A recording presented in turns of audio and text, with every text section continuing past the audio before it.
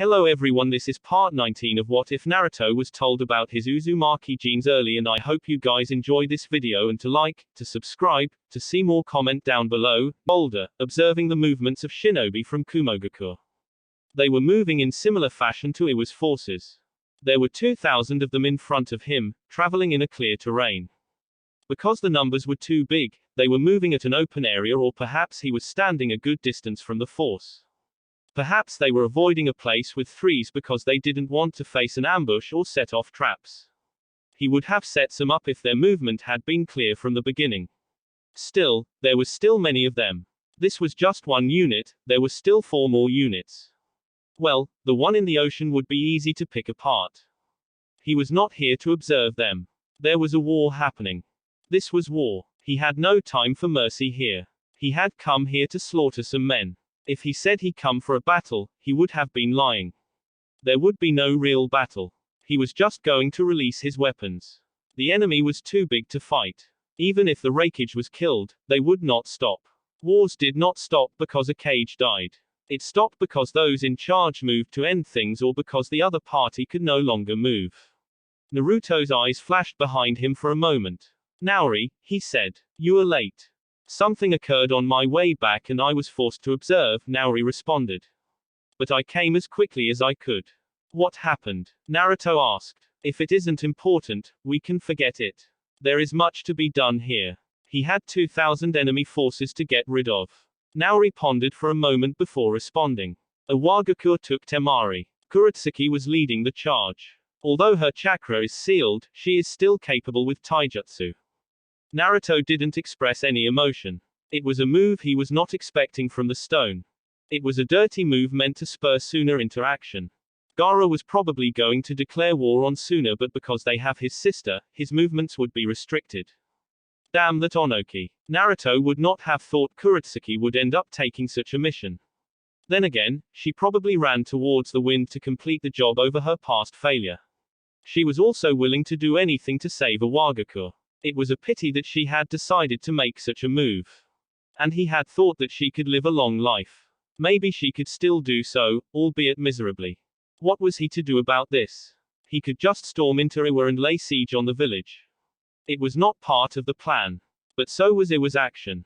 They were probably trying to guard against Suna entering the fray. Konoha was already moving. If something happened, Suna would be the first to attack Iwa's rear. Still, the village had done nothing to threaten this move. Then again, when did you need to do anything for Onoki to make a move against you? You just watched. Naruto asked silently. Naori considered his options carefully before responding. Yes, he said. At that point, I didn't want to risk anything.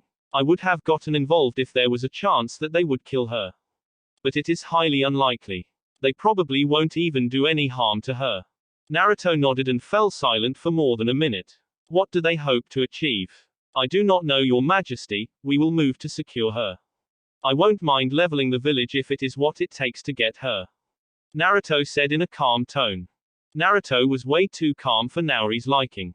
He knew the Emperor cared for Temari. He should have reacted in anger. No, he was most pissed off. The shinobi he was going to face would be at the receiving end of that anger, or maybe not. He was not going to step closer to the battlefield. He would observe from a good distance. He did not want to get hit by friendly fire. I did take measures to ensure that the Kazekage knows about this. He most probably will be head to Konoha, Naori said. Naruto nodded before standing up. We will discuss this and our course of action when we return to Azu. For now, I must deal with this situation. He said. Which strategy should we use here? Recklessness or play it safe? He shook his head. I don't feel like playing it safe. Watch my back. Yes, Your Majesty. And then the blonde emperor was gone.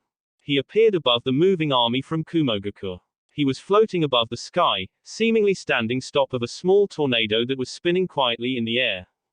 Hey, the air just got a little heavy. It feels strange. There is something up there. A shinobi shouted as the army came to a halt, seeing the form of the emperor. It's the emperor. The moment those words were said, the small tornado started to turn into a violent rotation of wind. Within minute, surrounded Naruto and spinning furiously in the air. The tornado then started falling downwards in speed.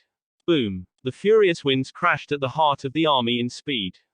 When it crashed into the ground, it picked up massive amounts of debris. The spinning winds pulled in a number of shinobi before hurling them around. Some were unfortunate as the winds tore them apart before dying down after a few minutes. When it cleared, Naruto was standing still inside a large crater, a number of shinobi lying dead around him. "Come," Naruto said to the shinobi closest to him. And they did come. He bent backwards slightly to avoid a lightning-encased sword that flashed just above his face. While still in that motion, Naruto gathered chakra around his fingertip. Wind bullet, he released a powerful bullet that slammed into the chest of the man above him. The man yelped painfully when the jutsu connected with his chest. There was so much force that there was the sound of bones breaking before the man was sent flying upwards. Lightning style, thunder serpent. It was not just a serpent in name. Lightning took the shape of a large snake running through the ground towards him. Naruto didn't stay still. He jumped into the air to avoiding the jutsu. But when I took the air, the jutsu raised its head, following him. He twisted in midair along with gusts of wind and then he was gone. He flashed just above the shinobi who had released the lightning jutsu. His body was upside down. He slapped 2 explosive tags on the man's shoulders before grabbing hold of them as balance. Wind tornado. Naruto twisted around while still in that position. A small tornado started to pick up as he twisted around. The shinobi around them cleared the way to avoid getting caught. When an explosion occurred within the rising tornado, it suddenly disappeared, but there was no sign of Naruto. Where'd he go? Behind you. Before the shinobi could react, Naruto slapped an explosive tag on the man's back while pushing him forward slightly to get him off balance. He then jumped up slightly while twisted around before slamming his foot through the man's back. When the kick connected, the man rocked off like bullet, being sent flying towards a group of shinobi. They managed to catch him, but the moment they did so, the explosive tag on the man's back went off.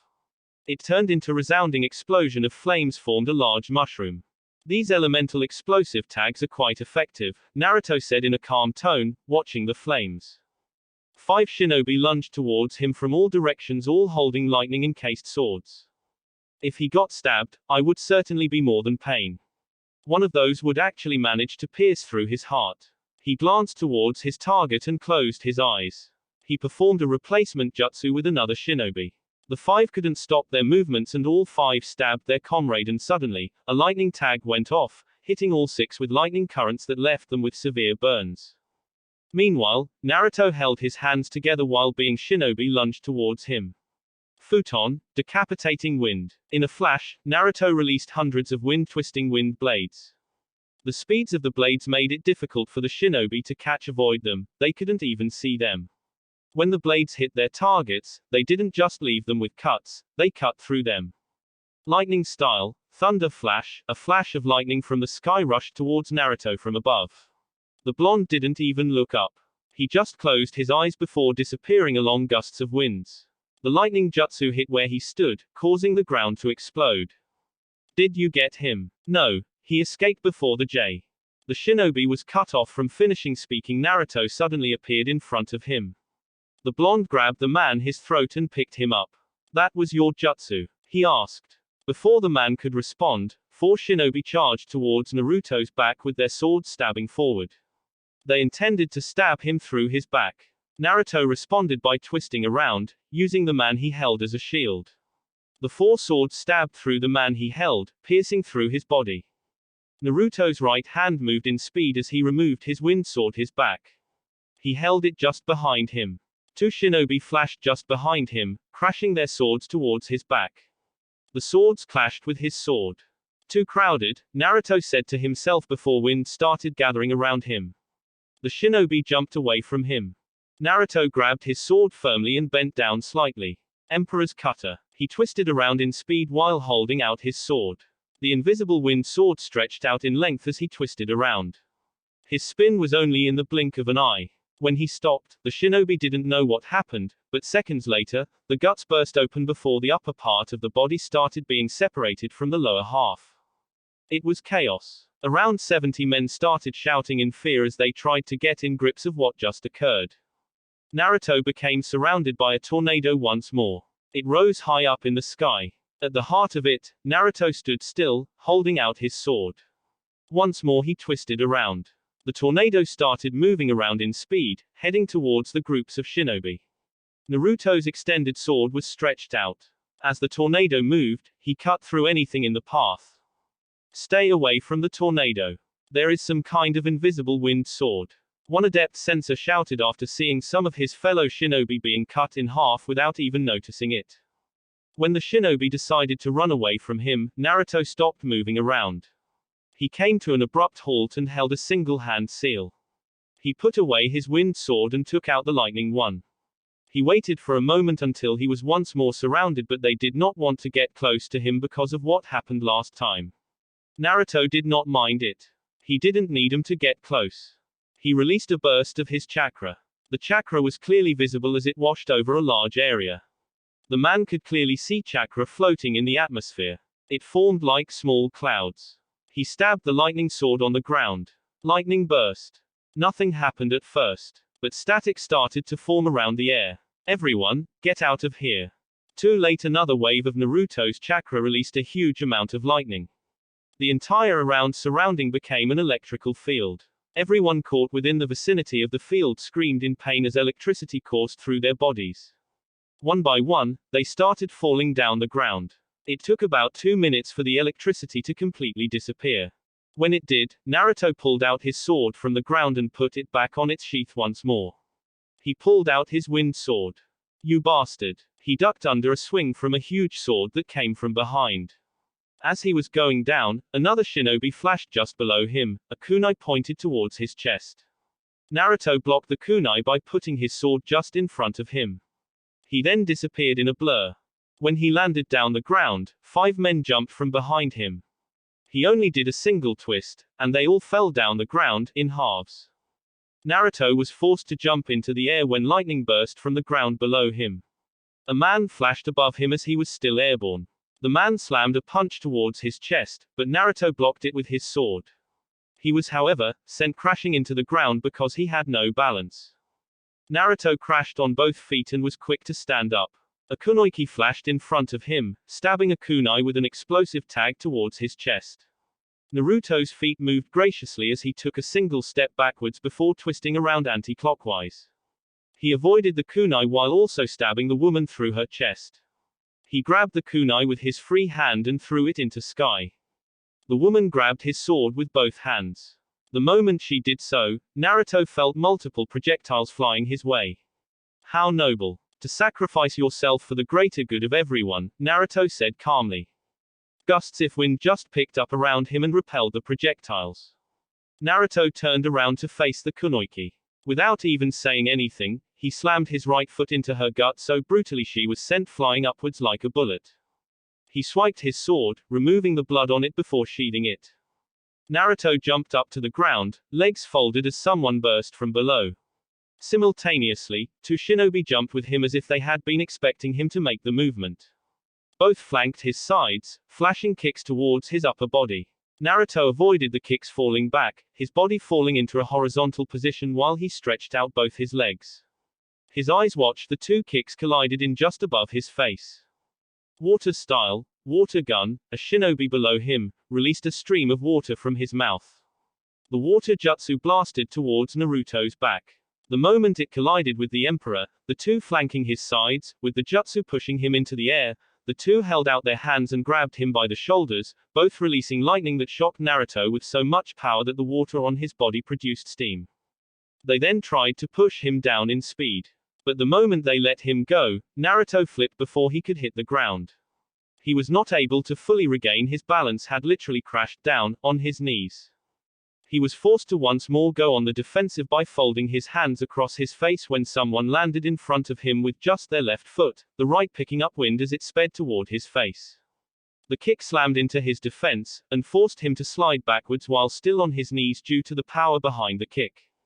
When the momentum stopped, small amount of debris still floating around the sides, Naruto fell back once more while stretching out both his hands. A second later, 2 shinobi appeared on sides, twisting around. They tried to kick him on the sides of his chest. But Naruto's outstretched hands caught both kicks. Before they could try to do anything, Naruto quickly stood up, taking the man along with him. He spun around clockwise before hurling both shinobi towards their friends. 6 shinobi jumped in to catch the two men, and the moment they did, two massive explosions of flames tore through the ground, enveloping the 8 men while others jumped to safety. The flames that were formed by the explosion created a large ball of flames that continued to burn for a couple of moments. When it finally died down, there were no remains of the shinobi caught within it. The Kumo shinobi charged towards the emperor once more. Naruto handled both his swords, the wind with his right hand and the lightning with his left. When it came to being sharp, wind was much sharper and then darted towards the incoming enemy. Two moved ahead of the group, holding lightning-encased swords, they flanked his sides. Naruto tried to speed past them, but a wall of rock burst forth in front of him, stopping his movements. He twisted around swiftly as an incoming downward swing moved towards his right shoulder. He held his right sword just above him, blocking the swing. There was spark of electricity when the swords collided. The other man flashed on Naruto's left and swung his sword in a horizontal swing aimed just above his waist. Naruto bent his knees slightly and took a step forward while pushing the other man away from him. He then positioned his other sword in a vertical position on his left sword. Within a second, there was a small explosion of lightning as the sword was hit by another lightning sword. With his right free, Naruto took a step forward, moving away from the opponent before he spun anti-clockwise, bringing up his wind sword as he did. Emperor's Cutter. The sword cut through the man cleanly across his chest before cutting through the rock wall that had been erected to stop his march. A shinobi jumped up from the wall as Naruto felt a massive spike of chakra from multiple shinobi. He blocked a downward swing with just his left sword and held firmly when another shinobi appeared from behind. The emperor pointed his wind sword towards the man, holding it in a reverse grip.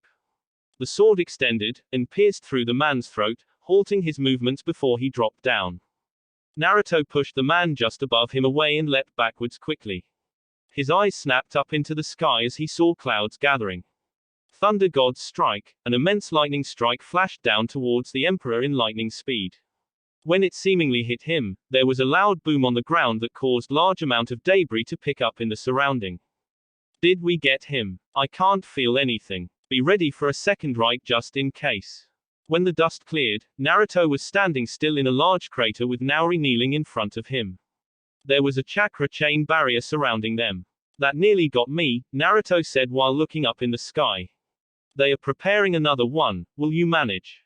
I erected a chakra barrier. The seals absorb the chakra and transfer to the ground, Naori said. But I don't think I can handle repeated attempts. The jutsu consumes too much chakra, they can't afford too many uses, Naruto responded calmly. The jutsu hit Naori's barrier before Naruto could even finish speaking. Once more, the barrier withstood the powerful lightning attack but the ground beside them did not. It was turned into dust the moment the jutsu struck. Thank you, Naori, you may hold your position, I will go wild, Naruto stated before handing Naori both his swords. The man cancelled his barrier and then took the swords. A second later, he was gone in a flash. Crimson chakra started surrounding him like bubbles before he dropped into all fours as the chakra surrounded him. The chakra then formed 5 tails behind him. His form completely disappeared as he turned into a 5-tailed miniature beast. A small grow was accompanied by a small shockwave that had the shinobi scrambling backwards in fear. The 5 tails pierced through the ground. Multiple chakra tails burst from the ground in front of the retreating shinobi, stopping them from going anywhere. He opened his mouth and faced up as he began to gather chakra just above him. After a few moments, the chakra formed into a small orb of condensed chakra. He then swallowed it whole. The moment he did, his stomach enlarged and the ground below him shattered. Once more, he opened his mouth and released a powerful blast of energy that spread out wide towards the Kumo shinobi in lightning speed. The jutsu turned everything it touched into ashes, and chunks of earth into dust. Multiple shinobi were caught within the beam before it set off an alarming explosion. The explosion caused chunks of earth to pick up from the ground, while creating a large mushroom of debris. The 5-tailed miniature beast watched for a moment as the explosion died down. But before it completely died down, it started darting towards enemy forces in speed. The claws swiped across a man's chest, leaving gashes that drew blood. When 7 shinobi jumped in from behind, the 5 tails extended, piercing 5 through their chest. They were hurled away by the tails before the remaining 2 tried stabbing the beast from behind, but their swords could not break through its skin. They were stunned for a moment but never got the chance to make an escape as they were caught by two chakra hands that burst from the ground. The chakra hands held them firmly before an audible sound of bones snapping hit the men closer. The two being crushed spat out blood from their mouths before being dropped to the ground. Let us retreat. We can't fight this thing. It is just going to chase us if we all run. Naruto would not allow him to escape like that. Not when he had bothered transforming. A massive explosion of chakra occurred before a large cloud of smoke filled the area. The Kumo shinobi halted in their movements. No one moved or said anything as they were gripped by fear. When the smoke cleared, the fearsome form of the Kyuubi stood still, its tail swinging menacingly behind. Ah, it feels good to breathe some fresh air, the Bayou said. Inside the mindscape, Naruto was sitting in a meditative position, holding his hands together. He was not within the familiar cell in a clear surrounding that seemed like an empty space. I have only permitted this because it is the only way your form can get out. If you do anything I don't approve, I will suppress you and then separate you from your chakra before getting a more cruel seal to hold you. Kurama didn't respond to this. It took a giant step forward before lunging towards the many shinobi who by now were trying to escape. The Bayou swatted its right paw, slamming into the ground. Multiple shinobi screamed as the Bijuu's paw peeled chunks of earth from the ground, hitting many shinobi. Those who flew into the air took an unfortunate turn as the Bayou raised its right paw and slammed them away. The Bayou then took more steps forward and then waved its tails in one powerful swing that caused violent winds to pick up. It was like a crushing storm that hit behind it, moving in speed before slamming into hundreds of Kumo shinobi. Despite its massive size, it leapt into the air, jumping backwards before beginning to charge a Bayudama. Scatter, one shinobi shouted, knowing if they moved in one group, they would only get killed. Kurama did not mind that they scattered. He only condensed his Bayudama and then swallowed it as Naruto had done earlier. His paws burrowed into the ground and he released a powerful beam of destructive energy. But unlike Naruto's, his was not just once off. He did a 180-degree spin while releasing the jutsu, targeting the scattered shinobi. All around the Bayou, there was just chaos, debris flying over into the air. It did not get to enjoy the view as Naruto forced it back.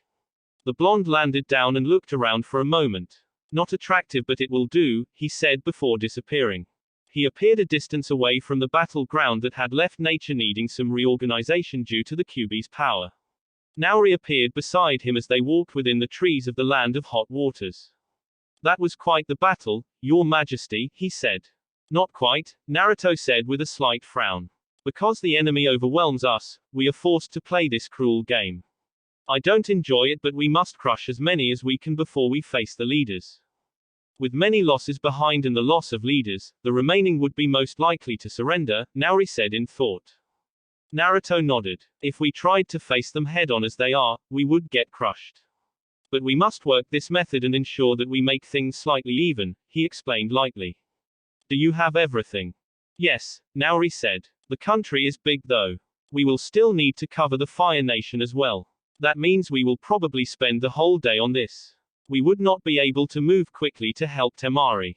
I did not come this far by making irrational decisions. I care for her, but what we are about to do is an important part for our survival. We cannot deviate from this plan. Naruto stated in a hardened tone. We may still not use this if they end up surrendering, but we must be ready for anything. Iwagakure Temari was defiant. She was not going to say anything she didn't have to say. She was not going to betray Suna or Uzushio. Even if they asked Konoha, there would be nothing coming out of her mouth that would please them. This was a stupid decision to make though.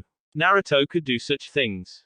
But then again, when Naruto took Kurotsuki prisoner, she had been trying to kill him. He was well within his rights to do so. But this, they had ambushed her and then took her by force when Suna had done nothing against them. Her brother was not going to be pleased, much less the emperor. Temari wondered what he would do when he does find out about this. She shook her head. Could make a guess. But ultimately, she would not stay in this village for too long. She was going to be freed. Konoha was also going to join the cause. Perhaps those two alone wouldn't successfully invade Iwa as it already has Kumo has an ally, but they would have earned two enemies. Her brother was specifically not going to forgive this transgression. If you still release me now, there shouldn't be any problems, Temari tried to reason with Kurotsuki. It would be a pity if all the great nations were taken to war because she was caught. Kurotsuki just grinned. She was pleased that she at least managed this job. She had failed the last one. This just gave her the confidence she had lost. You are not going anywhere until my grandfather says otherwise, she said. Do you even understand what you have done? Yes, your brother will be very angry. But his anger doesn't frighten us. We just want Suna to stop the movement of its forces across the borders. There is the thought that we might end up fighting Kumo once Uzushio falls. We don't want any of you taking advantage of the situation, Kurotsuki explained lightly. As I said, we have no intentions to harm you. Temari shook her head. It didn't matter if they had no intentions to harm her. The fact was that they had made this reckless move. Perhaps it would lessen the pain, but there would be pain. Have you considered that Konoha might have more reasons than ever to get involved in the war? If we told the Leaf that we will kill you should Konoha get involved, do you think your brother will allow Konoha to fight? Kurotsuki asked. Temari almost spat out. It was a dirty move. Her beloved brother wouldn't do anything to risk her life. He would certainly plead with Konoha to stop. But what if Konoha does not and they end up killing her? Suna would not only end up at war with Iwa but its relationship with Konoha would be ruined. Whoever came up with this plan was a corrupted piece of trash. They wanted to put fire between allies just to ensure that they did not get together against them. The fact that they even believed that Suna could launch an attack just proved these people were paranoid to some extent. So that is your goal, she smiled bitterly. I have to admit, it's a brilliant strategy. Your grandfather might be most infamous for his stubbornness, but he certainly is wise at plotting things. Well, he has been alive for long. Kurotsuki said proudly. Since you understand things, will you quiet down while I prepare a message to both Konoha and Suna? You are not going anywhere, and they are not going to come here and risk your life. Besides, if they charge, both Kumo and Iwa forces might as well invade the Hidden Leaf. Kurotsuki wouldn't mind to see that happen. Konoha has always been seen as the top village. The Fire Nation has always been the most powerful. But if Konoha was destroyed, Iwa would no doubt become the strongest and it would make things easy for them. They would not have to worry and business would flock here. They would grow this village and maybe that old man would decide to throw in the towel and let her become the Sushikage. Perhaps they might not, Temari said. Her relationship with Naruto has always been something of a secret. People didn't know she was involved with the Emperor. The fact that Uzushio was not allied to Suna made it even hard to conclude. But what about Uzushiogaku? What about them? Don't they have a bigger problem to worry about? As we speak, an overwhelming force is marching towards them. They are outnumbered. Do you think they will spare one to save you? What would one shinobi even do? If I remember correctly, 2 shinobi dealt you a major blow in just a handful of minutes, Temari said. But they are not going to come here. If it is those in Omegaku, we have people watching. The moment they move towards this village, one unit is rushing over to Am to lay waste to it. Kurotsuki said with a smile. See, we have thought about this. But you are not closer to Uzushio and I seem to recall that the Emperor covers a big distance in the blink of an eye. What if he comes here? Kurotsuki looked thoughtful for a moment. It has been rumored that you have some connection with him. What are you?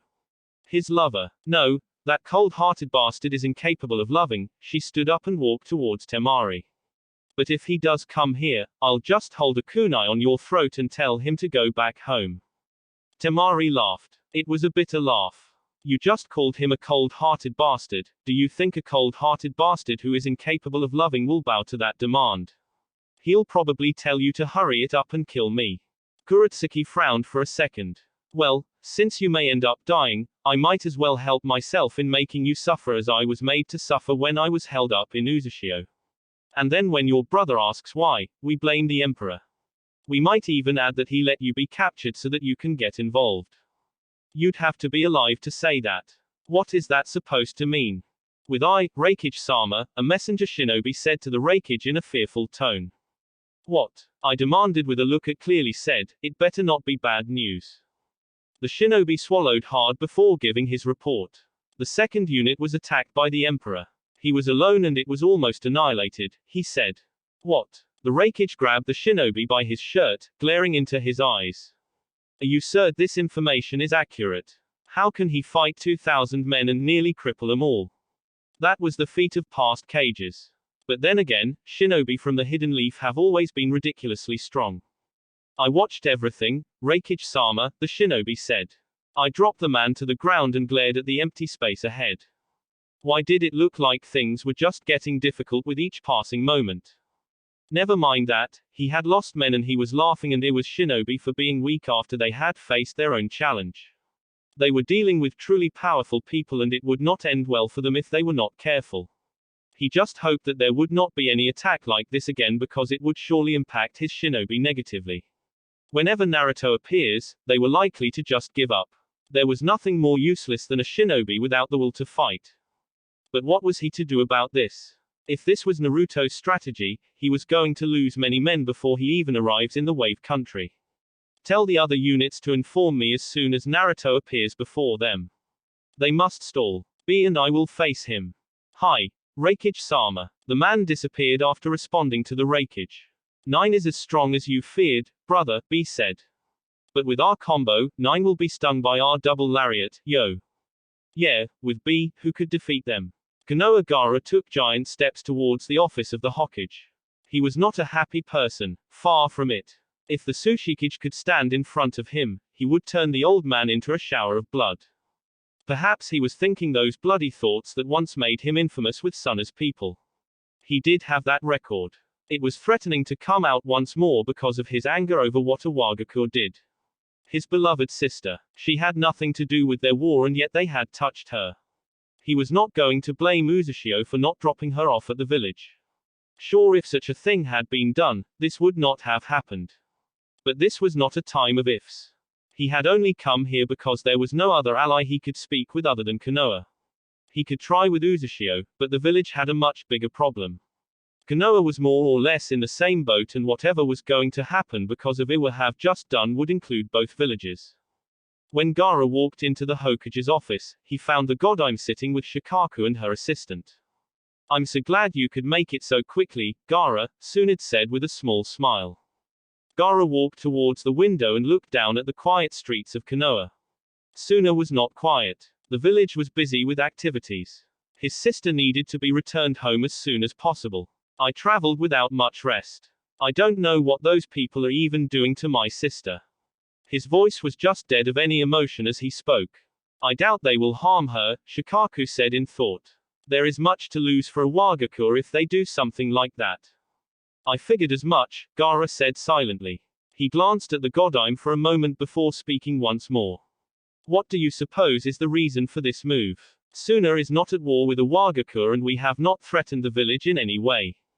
Sometimes I don't know why Onoki does what he does. But if you look back, Iwa has a history of invading other nations if they think it will help them in some way. They also have no qualms destroying others if they perceive them as a threat, Tsunade said with a slight shake of her head. But the reason for this move is nothing but sinister. She was at least glad that the Kazekage was calm. For as long as she has known him, he has always been calm, never losing his calmness even in tough situations. But she could feel the anger from him. He was rightfully angry. Tsunade would not be pleased either. And Temari was his only sister.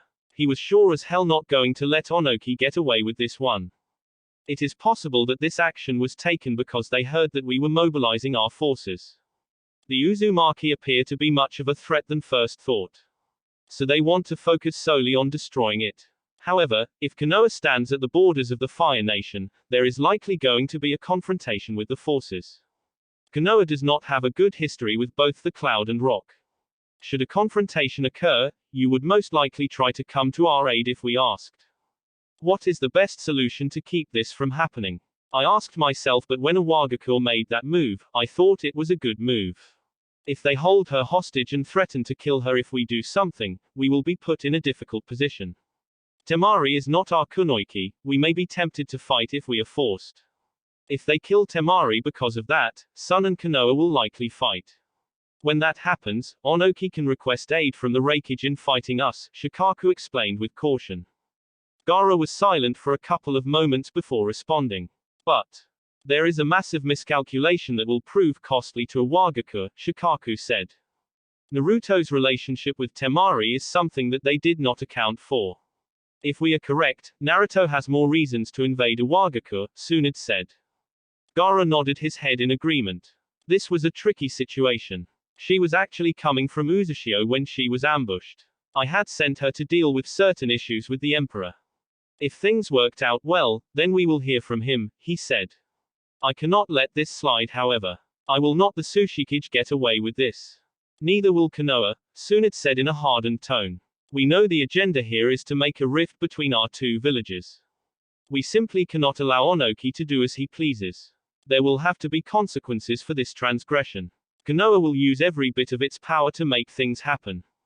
The Fire Lord is also not happy that both Cloud and Rock plan to invade the Fire Country on their path towards Uzushio. He will also help apply pressure on the two nations. For now, I am calling an emergency summit with all the cages here in the Fire Nation before things become chaotic in the war. We will sort out this issue and apply the means we must apply to make him pay. Will he agree to it? We have to make him agree to it, Tsunade said in a hardened tone. We will have to use Naruto to make it happen. What do you think he will do anyway? If he does something, it will convince Onoki to attend the summit. And we won't have to do anything. I will know what he will do when I hear from him. He has not said anything. But I am certain he already knows, Gaara said. Are we certain that he will do something? Shikaku asked cautiously. Will he even come here? Cloud and Rock are already marching, and any lapse in his part, both the wave and Uzushio will fall. We don't know. We don't know if he will even come to me, Gaara said calmly. That is why I came here. I wanted to let you know my thoughts and see if we agree on a course of action. Uzushiogaku Naruto settled on his throne silently with Naori standing beside him. He wanted to deal with the Iwagakure issue. There was no telling what Kurotsuki was doing to Temari. Either way, this was not going to be the end of the road for Temari. There was no doubt about that. Naruto would handle the situation without the assistance of Suna or the Leaf. It was perhaps his fault that Temari had been taken. He should have ensured that she was home. No, it did not matter anymore. He just had to retrieve her from those people, even if it meant laying waste to the stone. It was unfortunate though. If there had been a plan from the start to do this, Naruto would have just had Nagato do it. He would have done it better. It could not be helped. They needed a quick fix to the situation. He could send someone to deal with it, but this was Temari, he would handle it himself. Besides, he had a bone to pick with Kurotsuki.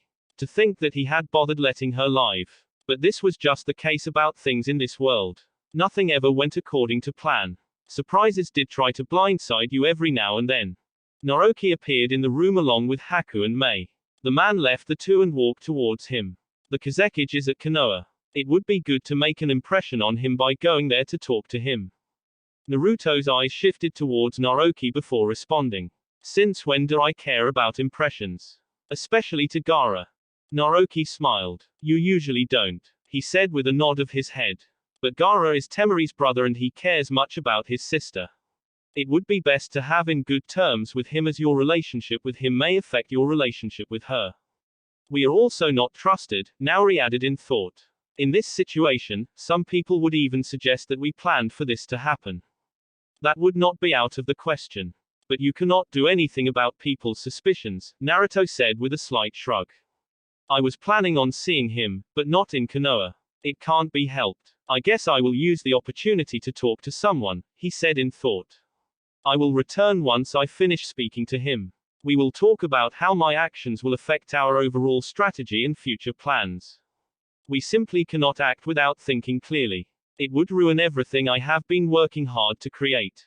Of course, Naori said with a nod. I will ensure that Noroi and Gurren are here by the time you return from Konoha. Naruto nodded and turned his attention towards Haku and Mei. He stood up from his throne and walked towards the two before offering a smile to the latter. I must apologize for keeping you waiting, but we have a bit of a situation here and it demands my full attention. Mei waved her right hand. It is fine, she said. They were at war and she had already overstayed her visit anyway. I am told that you are leaving, yes, but I wanted to have a word with you before I do so. I can see there is a lot to deal with, but I just need a couple of moments, Mei said. We can speak as I go to my ship. Naruto nodded. He needed to rush to Konoha. But the teleportation marks were already placed. He would be there soon enough. He could take a couple of minutes and hopefully, Kurotsuki isn't torturing Temari. Haku, follow us. You will guard her as she returns home. I see she did not bring any guards. My duty's to guard Uzushio. You are not going there forever. Naruto will come to fetch you later. Naruto said calmly. Shall we? Mei turned around and started walking alongside Naruto with Haku just behind them. Although Haku has been talking to the water daimyo, I have received word that he has gone on to contact lightning and earth daimyos. How unfortunate, Naruto said calmly. Then he is after the wave country. That is a scenario I did not consider. Feudal lords are truly problematic. He said with a slight shake of his head. Then you have no problem with us handling things in any way we see fit, no. Not now, Mei said. I will immediately head out to see him after landing in Kiri. No doubt he will try to force Kiri to join the war. If that happens, I will handle him. You don't have to get involved. Naruto glanced at the woman for a moment as they exited his compound. The streets were as peaceful as ever. It was truly hard to see that these people were aware that an overwhelming force was marching towards them. Haku will be with you. Not physically, of course. He has other duties that require his abilities. But I will trust you will handle this issue. Thank you, Mei said. What is happening? Iwagakure decided to kidnap Temari for some sinister motive that has the possibility of seeing the sand clashing with leaf, Naruto said in a measured tone. The same woman who came here. Naruto nodded. What is she to you?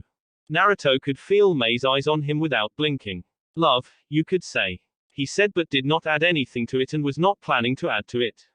It has changed the dynamics of things because now those villagers are involved. I have to go see them before retrieving Temari from Iwa's clutches. It complicates things because it does not look like I will do it cleanly. Mei was silent for a couple of moments while studying Naruto. You don't look really angry, but you are, aren't you? Naruto smiled. You can tell. I don't feel any intent from you. Then again, you seem to think logically at most times. Thinking like that helps you control your emotions. Mei said in thought. What would happen if you let your emotions show? Anger, hatred. Naruto smiled, it was a flat smile. Nothing but chaos. I just got back from a battle. But I managed to control my anger then. I am afraid I am losing grip of it though. Wait, you were fighting. Naruto nodded. I had my second encounter with cloud forces. Buried a bunch of them before retreating. There are many of them, we must reduce their numbers, he shook his head. You have my word that Uzushio will not interfere when you handle your daimyo.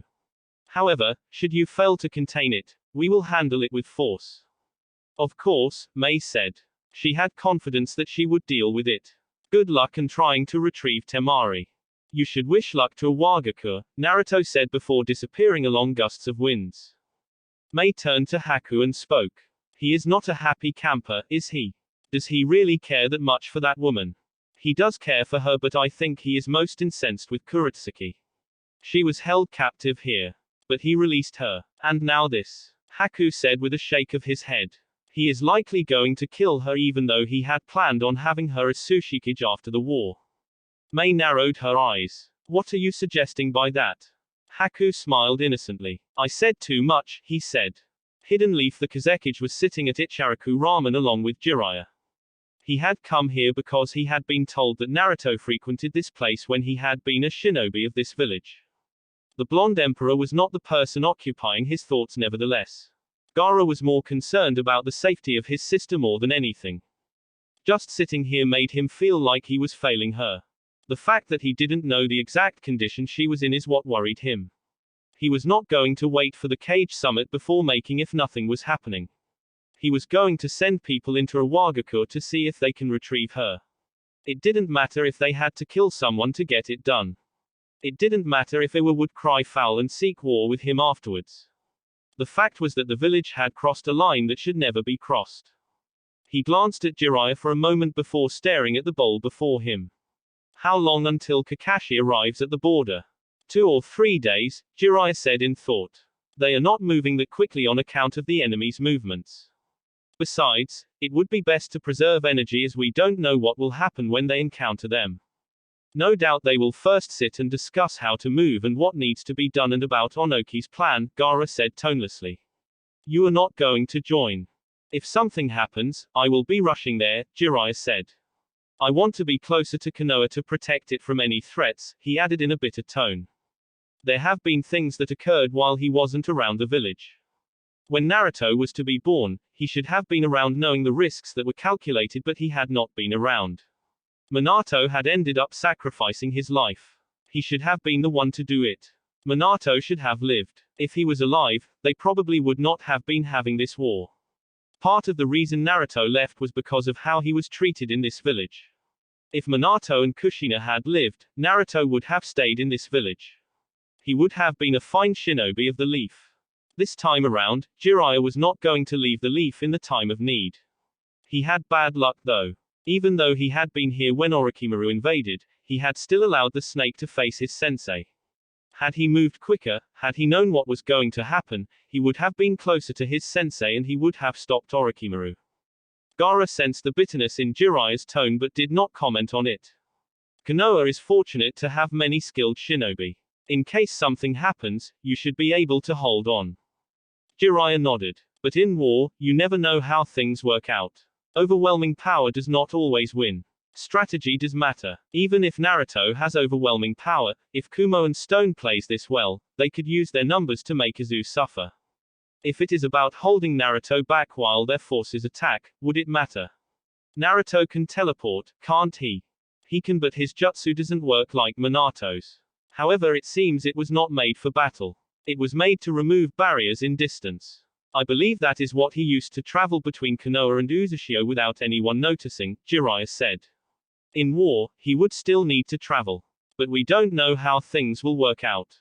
Gaara nodded. Nobody knew. Anything could happen. Onoki had just proved that you really needed to watch your back or something unexpected was going to catch you off guard. Ayami, Naruto suddenly said, already sitting down beside Jiraiya. You know my order, keep them coming. Ayami nearly jumped off her feet when Naruto suddenly spoke. She hadn't seen him sit down. It was just his voice that suddenly shook her.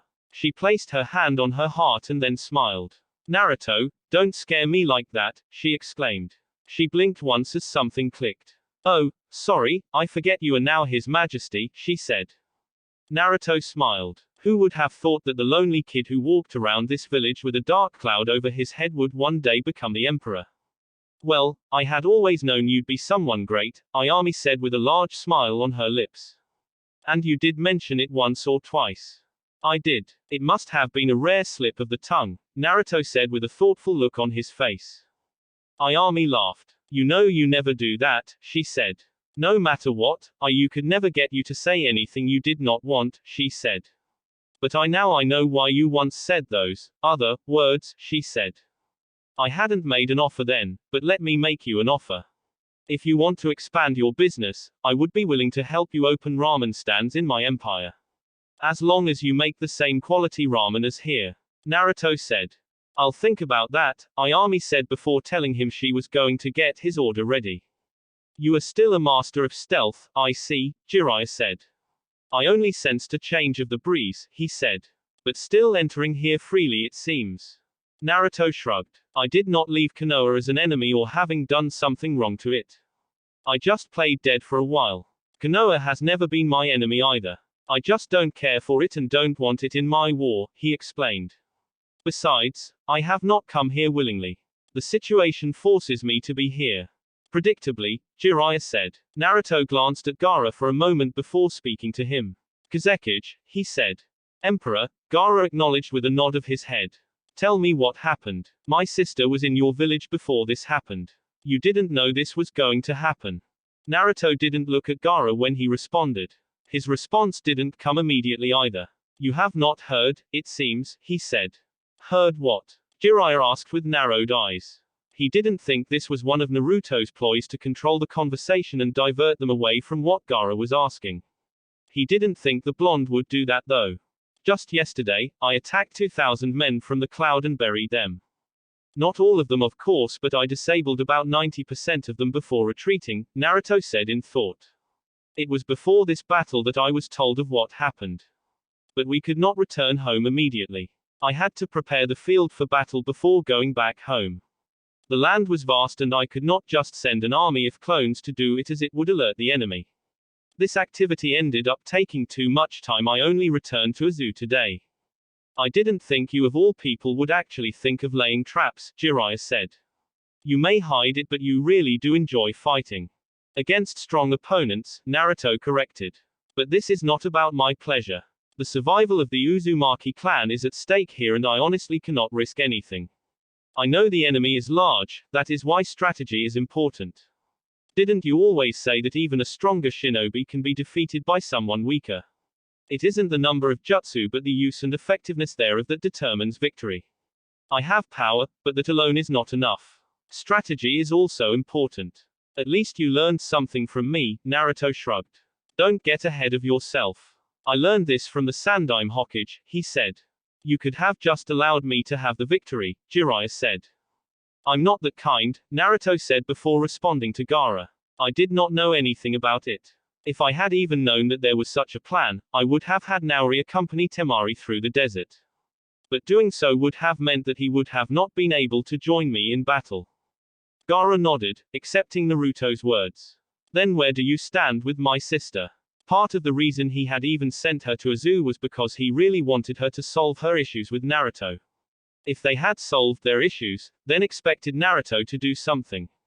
Naruto smiled as Ayami brought his order. He said his silent thanks and dug in.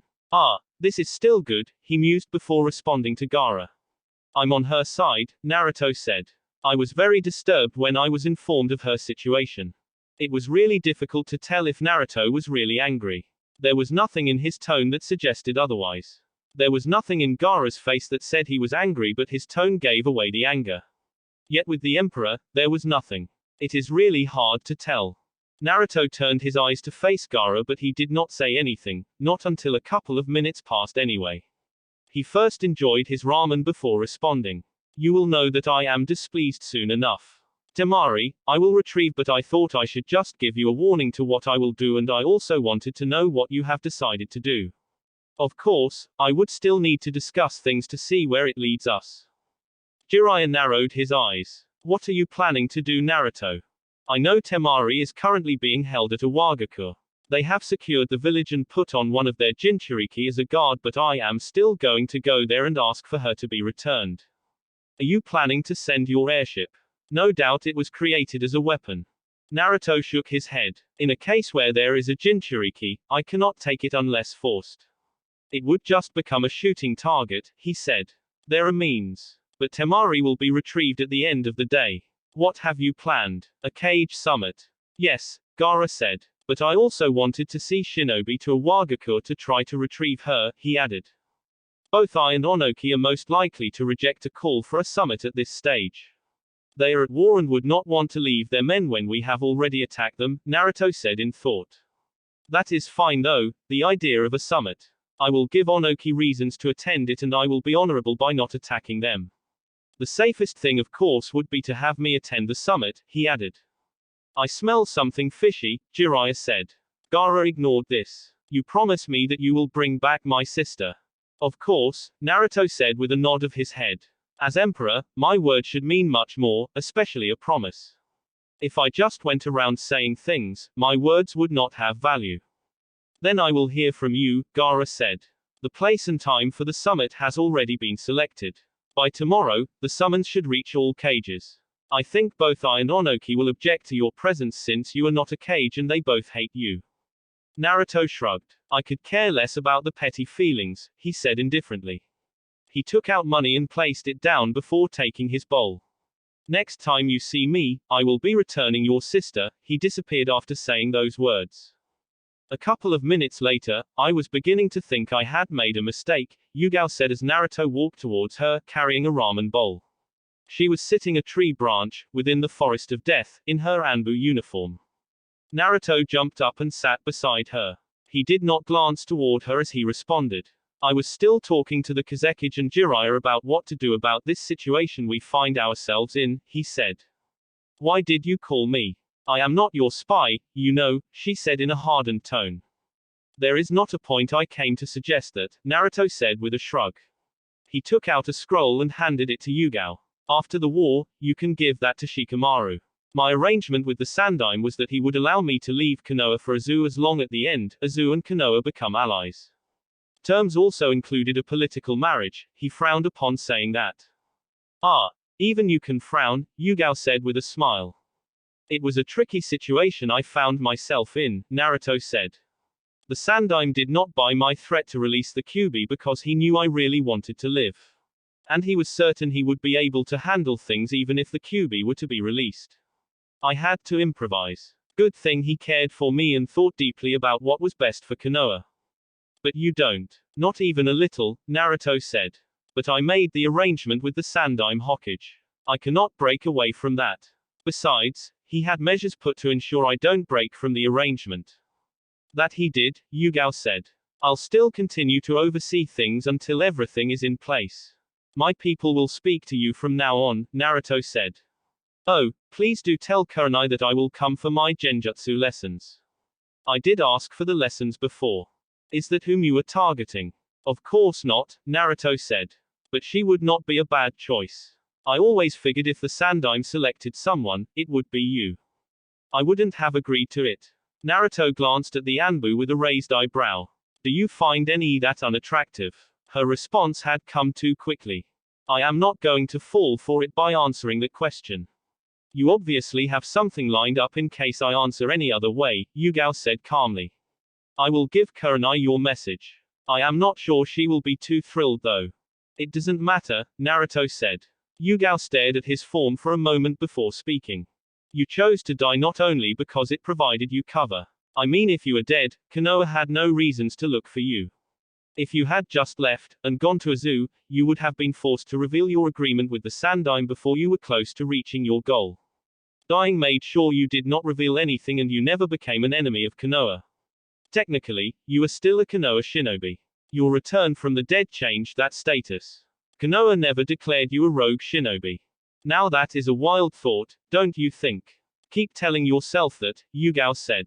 What was it that the Sandaime had on you that forced you to agree on terms you obviously don't like? Naruto was silent for a couple of moments before responding. He didn't buy my threats but also made a threat to me. A threat he could carry out and one that would destroy everything. He just had to open his mouth. He said, and you're not the only one who knew about this. He told me this in case I decided to have you killed upon his death. No doubt you would have done so, Yugao said. And you think I'd agree to marry you when I know you wouldn't blink trying to kill me? I thought you were not entertaining that thought, Yugao, Naruto said. Did the Sandaime perhaps try to get you to agree to it before he died? Who knows? Yugao said. Then who is the other person? Don't know. I have tirelessly looked but I did not find anyone. I once thought it was Itachi given that he did speak to the old man but that turned out to be false. And I bothered quickening his death, Naruto said with a shake of his head.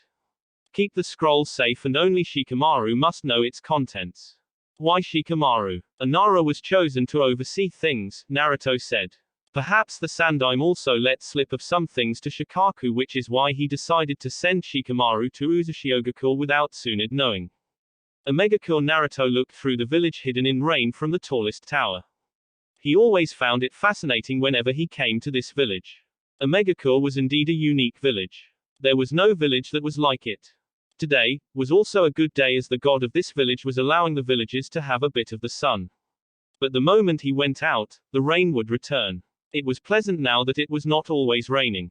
Nagato didn't have to always feel like someone was out there. He had Uzushio to watch his back. This village was still on lockout though, just as Uzushio was. But once the war was done and dusted, it would be open for all.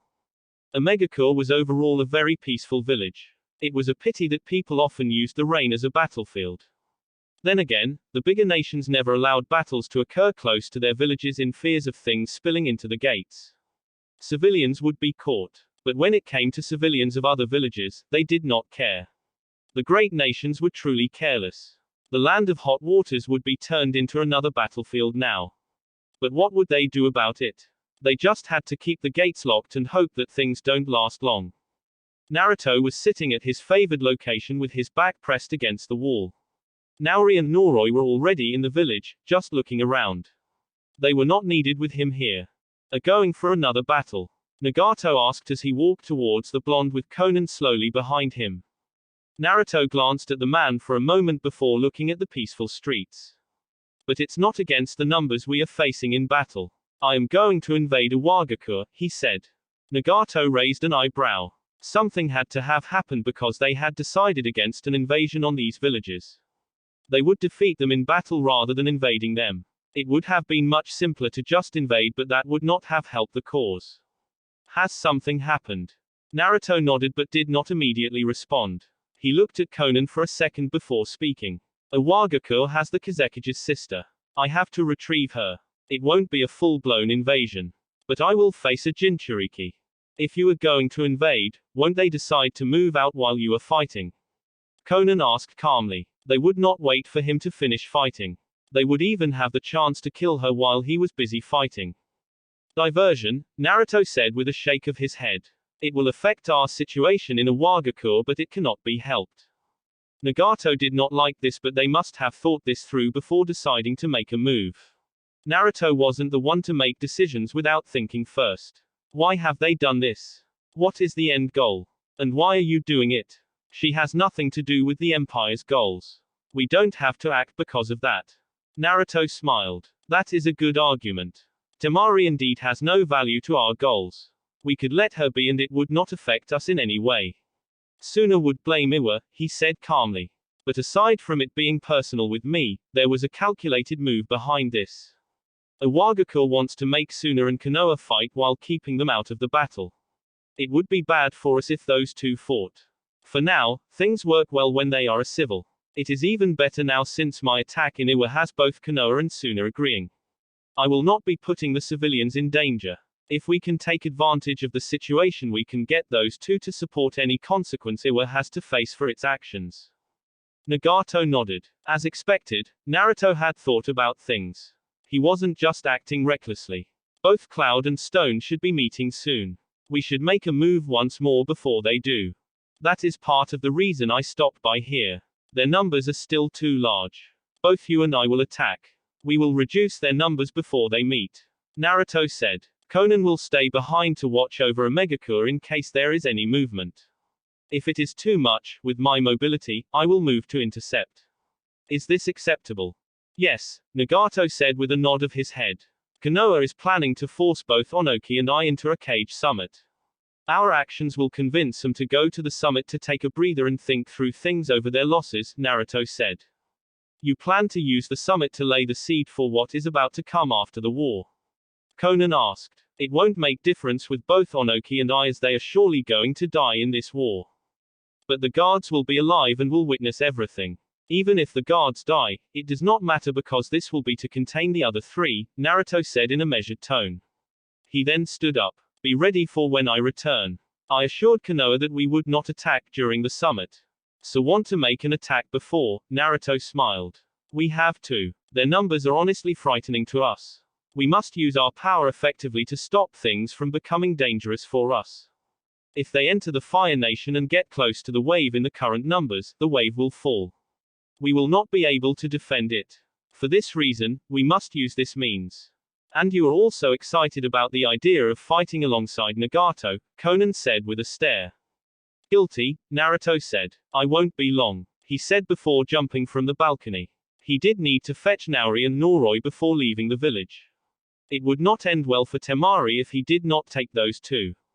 About 2 hours later, the hidden stone nearly came to standstill when something flashed from the sky and crashed into the Sushikage building. The large building was hit and exploded into debris. Every part of the building crashed, creating a large mushroom of debris. Powerful gusts of wind blasted debris through the streets. When everything cleared, Naruto was standing still amongst the small bits of debris that lay around. It took just seconds for him to be surrounded by shinobi, some masked and many without. Kurotsuki stepped up with a smile on her lips.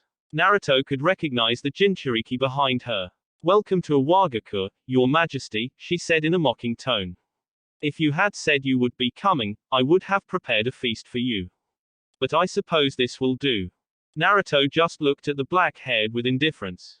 Then turned away from the woman. I would rather not have civilians involved. Let us take this outside, he said in an indifferent tone. How kind of you, Kurotsuki said. I don't have time for your sarcasm, but if you still want to fight here, I have no problem in stepping on your throats now, Naruto with his eyes narrowed behind him. We will take your offer, Kurotsuki said. But I thought you came here for Temari. Don't you want to know what happened to her? I quite enjoyed her pained screams when I gave her the same treatment you had given to me when I was your guest. I thought you would. Nobody saw him move, but Naruto was standing in front of Kurotsuki. His face inches away from hers. Before anyone could move, there was a sudden burst of potent chakra that caused the very ground Naruto stood on to crack. Kurotsuki fell down when the chakra hit her. I let you live before, but my grace does not extend further than this. You will die before I leave this village. Don't worry though, I will release your chakra and then crush you. Naruto then took a step back. But I am still a merciful person. You have 1 minute to say your goodbyes.